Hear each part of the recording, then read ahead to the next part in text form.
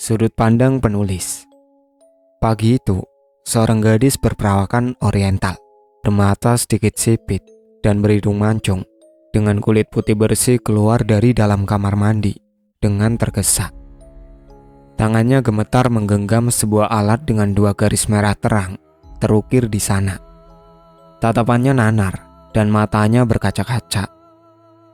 Berulang kali ia mencoba menghubungi kekasih gelapnya, tapi sayang, si lelaki bajingan yang ia cintai tak jua mengangkat teleponnya.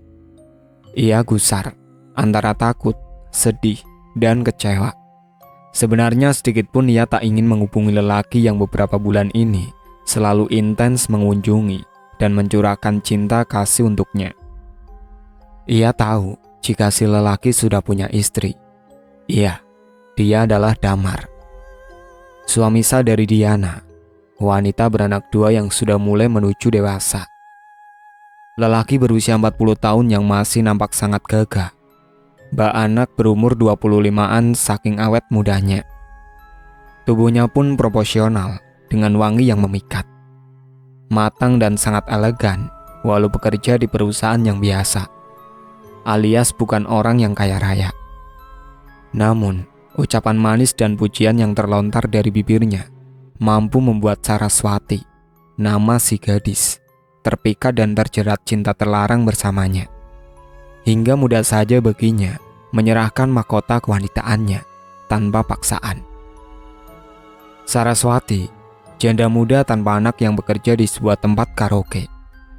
Perkenalannya dengan Damar bermula saat lelaki itu datang mengunjungi tempat karaoke bersama teman-teman kantornya.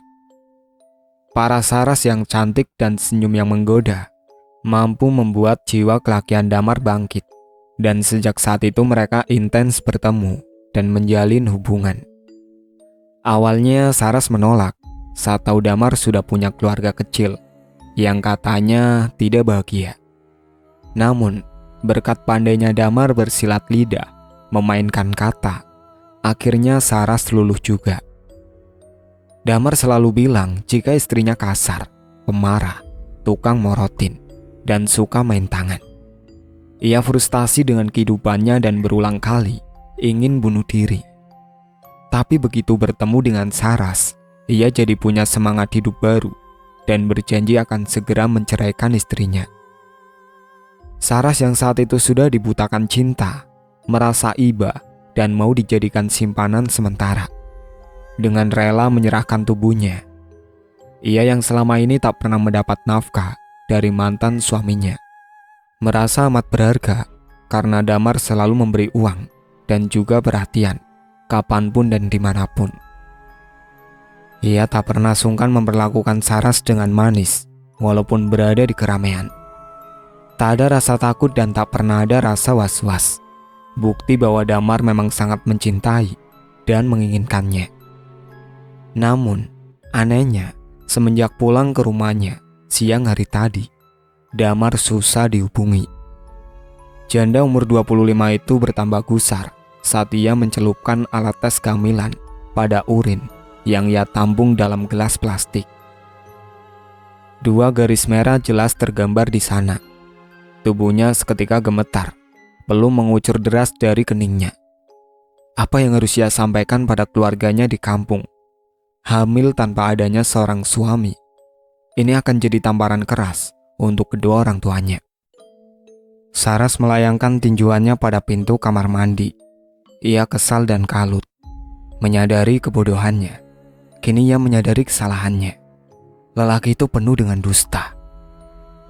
Benda pipi di genggamannya bergetar, seraya menyeka air matanya yang sejak tadi membasahi pipinya. Saras mengangkat telepon dari seseorang yang sejak tadi ditunggunya. Iya, halo? Kenapa kamu kirim pesan begitu? Suara dari lelaki di ujung sana terdengar menekan dan kesal. Sangat berbeda dengan sikap yang biasanya, manis dan penuh cinta. Bang, aku positif hamil. Kapan kau akan menceraikan Diana? Aku tak mau berbagi dengannya. Tuntut Saras, janda cantik yang saat itu tengah mengandung anak Damar. Apa kau sudah gila? Tak mungkin secepat itu. gugurkan saja. Jawab Damar berang. Pikirannya kalut. Bagaimana bisa ia berbagi? Sedangkan gajinya saja masih kurang untuk satu orang istri. Ini dua. Dan bagaimana caranya untuk menceraikan Diana? Tak mungkin ia menceraikan istri yang selama ini menemaninya dalam suka maupun duka. Apalagi saat ini Diana sudah berubah, tambah cantik, glowing, dan langsing. Ia menyesali perbuatannya yang sempat berpaling dan menyukai wanita lain. Dalam hatinya, ia hanya menganggapnya permainan saja. Namun tak menyangka, Sarah seakan mengandung anaknya. Bang, ini anak kau juga. Jangan lepas dari tanggung jawab. Apa kau mau saat ini juga aku yang datang ke rumahmu dan menemui istri gendutmu itu? Tak usah, aku yang akan menemuimu. Saras menghela nafas dalam dan tubuhnya luruh di lantai. Terisak, ia sebenarnya bukan wanita jahat, tapi wanita yang terperdaya dengan ucapan manis dan gombal. Dalam lubuk hatinya terselip rasa bimbang.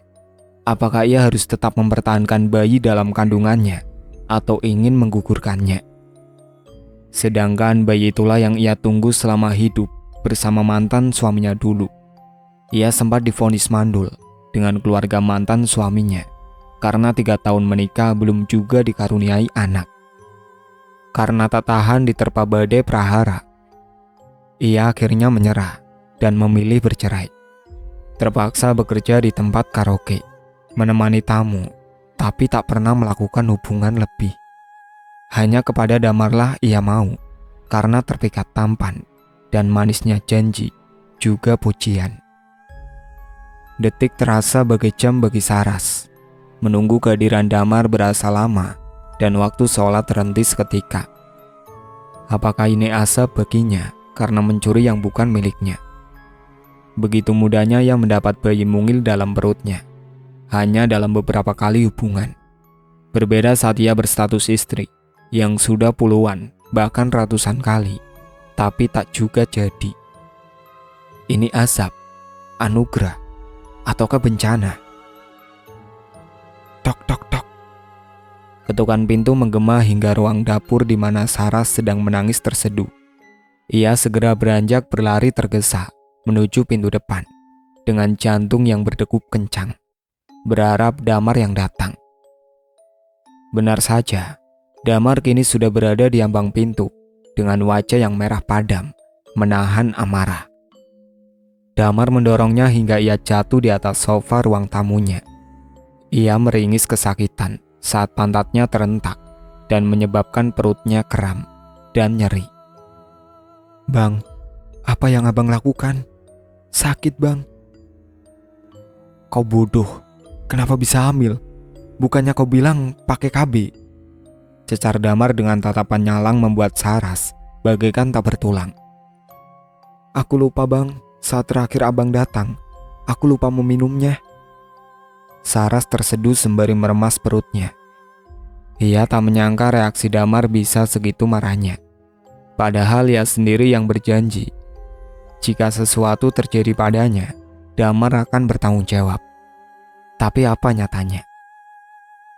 Aku tak mungkin mendua, tak ingin juga menikah lagi. Ini teramat sulit bagiku. Damar mengusap kasar wajahnya dan meremas rambutnya. Ia mengepalkan tangannya dan melayangkan tinjunya di pintu. Bang, jadi aku harus bagaimana? Tuntut Saras. Kau... Diana melihat menatap nanar kepergian suaminya yang mengendap-endap. Ia amat yakin ada yang tidak beres dengan suaminya, Damar. Namun ia tak mau gegabah. Melihat suaminya yang menjadi lembut itu sudah jadi kebahagiaan tersendiri baginya. Wanita berparas cantik itu beranjak dari tempat tidurnya dan melangkah menuju ujung lemari, merogoh sesuatu yang tersembunyi di balik lemari. Sebuah kendi yang terbuat dari tanah liat yang sudah ditutupi kain kafan putih. Apalagi kalau bukan ari-ari bayi yang ia buru tempo hari. Benda itu belum sempat ia berikan pada Bu Wingsi sebagai mahar. dari minyak kuyang yang diberikannya. Gegas Diana bersiap-siap dan melangkah keluar rumah. Tak lupa ia melilitkan selendang di lehernya. Karena sejak menjadi kuyang di bagian lehernya, terdapat tanda garis yang bahaya jika dilihat orang-orang sekitar. "Mama mau kemana?" tanya Dila si bungsu saat melihat mamanya keluar dari dalam kamar dengan dandanan rapi dan membawa bungkusan di tangan kanannya. "Mama mau ke tempat kawan.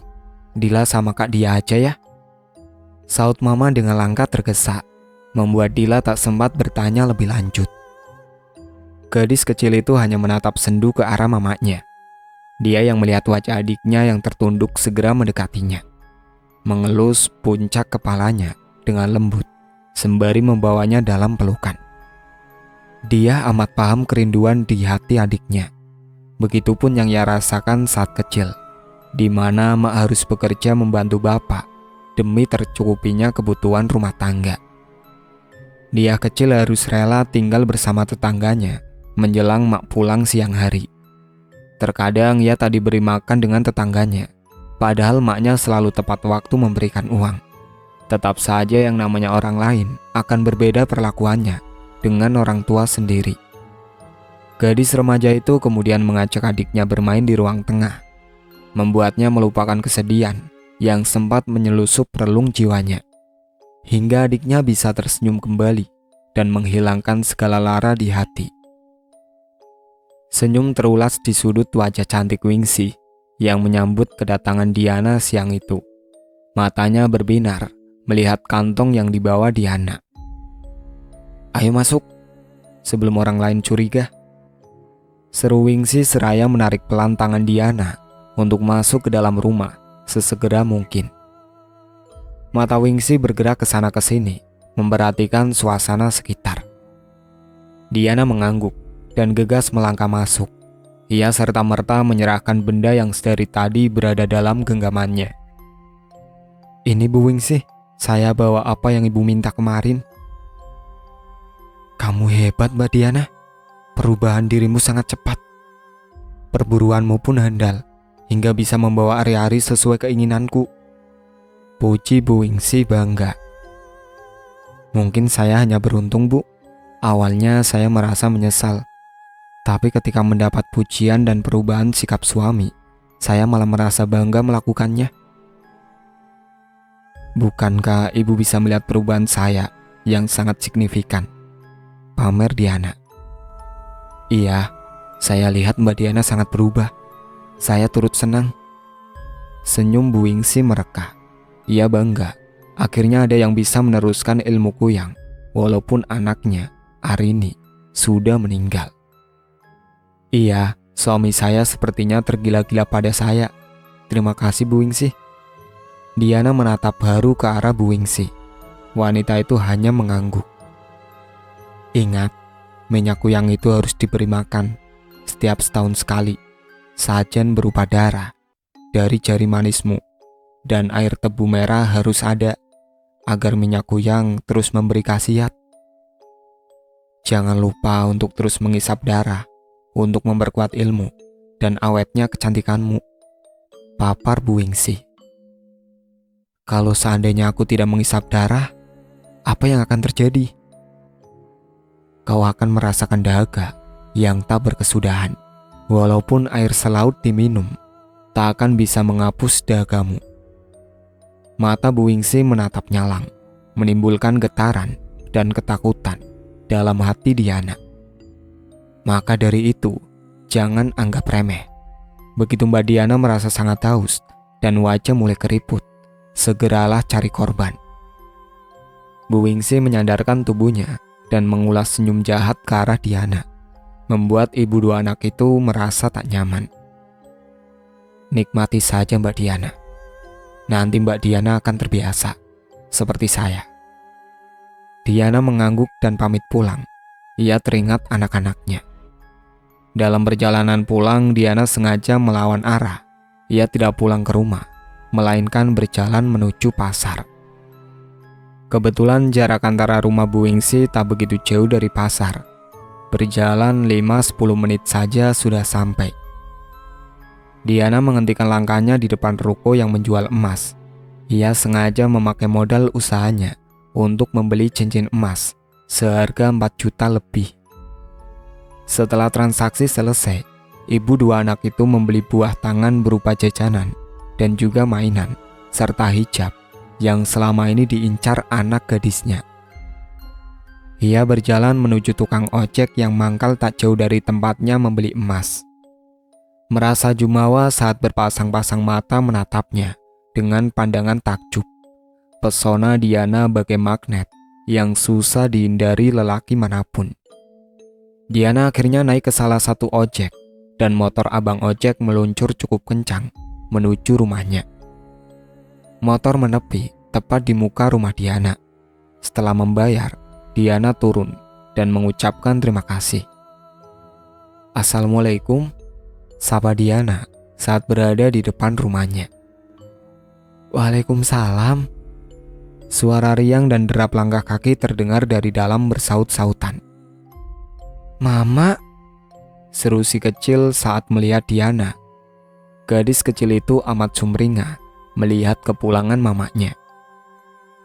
"Ini mama bawa sesuatu untuk kalian," ucap Diana seraya menyerahkan bungkusan kepada kedua anaknya. "Apa ini, Mak?" tanya dia. "Buka aja, Mak mau ke dalam, Mak lelah." Diana melenggang masuk ke dalam kamarnya.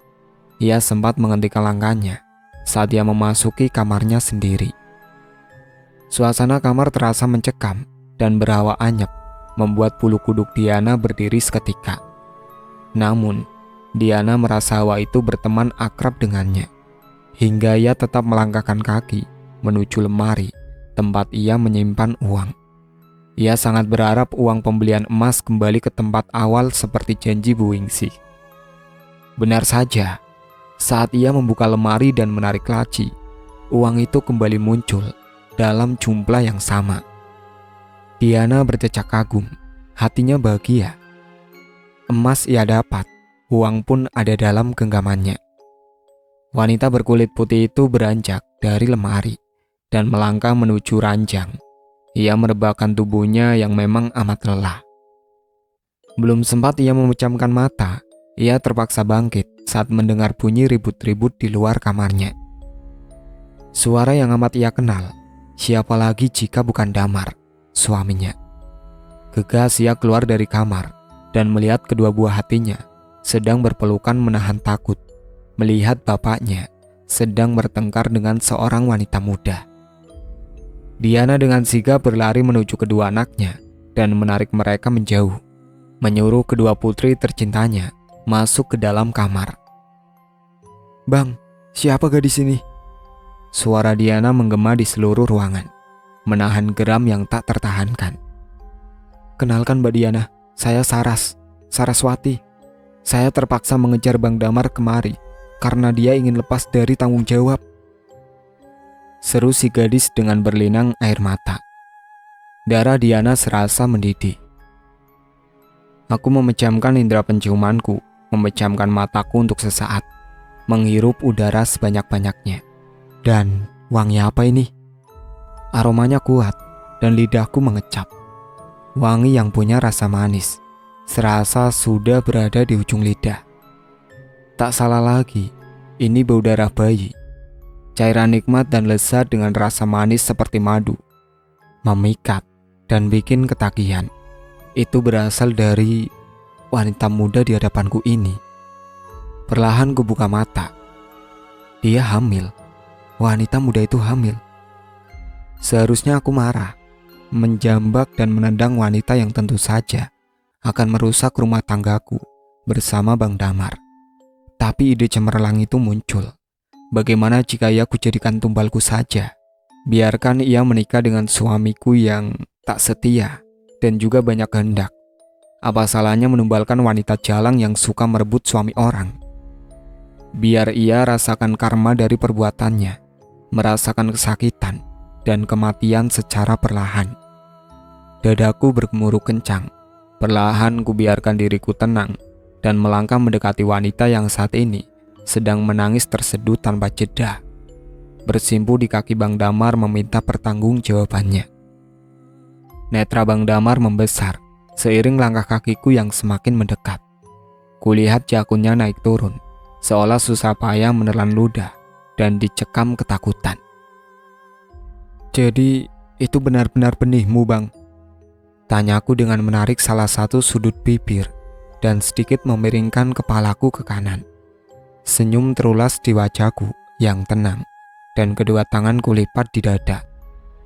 Tak ada air mata, tak ada kesakitan. Yang ada di otakku saat ini adalah rasa nikmat. Bak punya peliharaan yang kapanpun bisa jadi santapan. Inilah hikmah di balik derita. Iya, mungkin saja. Bibir Bang Damar gemetar, sedangkan wanita yang memperkenalkan dirinya dengan nama Saraswati itu berdiri dan menatap sendu ke arahku.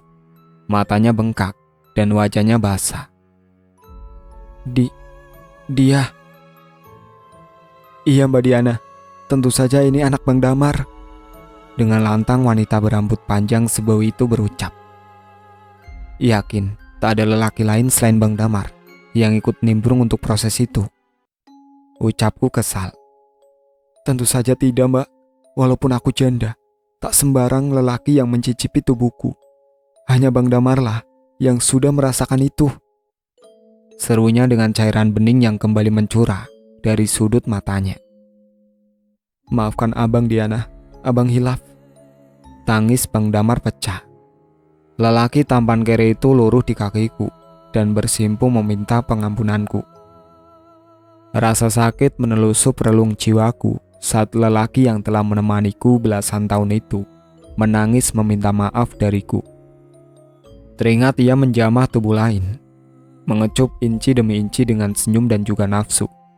Gila, aku yang semula-mula tenang kembali terbakar amarah, dan saat itu juga ingin ku tendang lelaki bajingan di hadapanku saat ini juga. Saraswati menatap getir aksi suamiku yang berlutut dan menangis terseduh. Aku menatapnya jumawa sembari mengulas senyum penuh kemenangan padanya. "Bang," lirihnya. "Kenapa Saras? Kau heran? Memang apa saja yang Casanova ini katakan padamu? Aku jelek, gendut, dia tak mencintaiku." "Kau wanita bodoh Saras. Lihatlah aku. Aku tak kalah cantik darimu. Jika memang Bang Damar hanya cinta padamu, untuk apa dia mengemis maaf padaku?" "Bang." Bibir Saras gemetar. Tubuhnya meluruh di lantai dengan air mata yang terus membanjiri pipinya. "Bang Damar cuma mau tubuhmu saja. Kau murahan. Lelaki beranak dua mau juga kau pakai. Ambil saja. Aku juga sudah tak sudi jadi istrinya." Darahku menggelegak dengan emosi yang tak tertahankan. "Jangan Diana. Abang tak mau pisah darimu. Ayolah, ingat anak-anak Diana. Mereka masih butuh abang," raungnya. Lagi begini ingat anak. Pas enak-enak kok gak ingat anak. Dasar buaya, batinku. Oke, abang aku maafin.